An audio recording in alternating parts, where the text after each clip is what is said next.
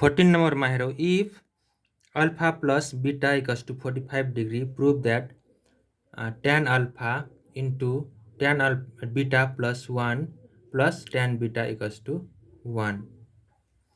यदि alpha plus beta 45 degree भए प्रमाणित गर्नुहोस् tan alpha into tan beta plus 1 plus tan beta equals to 1। अब हामीलाई के भनेको छ भन्दा alpha plus beta equals to 45 degree भनेको छ भने हामी दुवै छेउ के गर्छौँ त tan थप्छौँ। tan थप्दाखेरि tan alpha plus beta equals to tan 45 degree हुन्छ। त्यसै गरी अब हामी tan a प्लस b को फर्मुला एप्लाई गर्छौँ। tan a प्लस b को फर्मुला के हो त tan a plus tan b 1 minus tan a tan b हो यो फर्मुला हामी कहाँ एप्लाई गर्छौँ त यसमा एप्लाई गर्छौँ।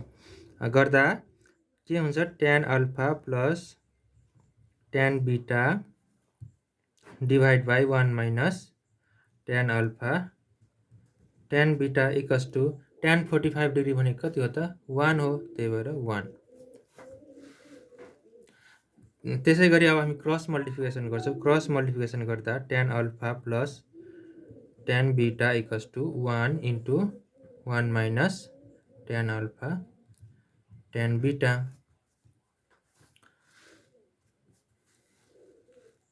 त्यसै गरी अब मल्टिप्लाई गर्दाखेरि tan alpha plus tan beta त एज इट इज, अब मल्टिप्लाई गर्दा 1 minus tan alpha into tan beta. अब हामी के गर्छौँ, अब हामी यो tan alpha into tan beta छ नि यसलाई चाहिँ हामी लेफ्ट साइडमा लग्दाखेरि के हुन्छ त tan alpha plus tan beta plus tan alpha tan beta equals to 1।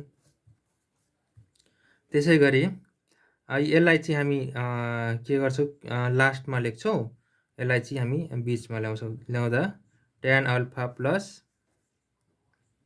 tan alpha into tan beta plus tan beta equals to 1।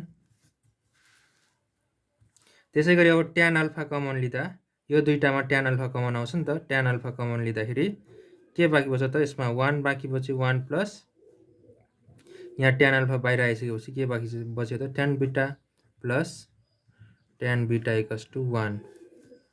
Hence प्रुभड।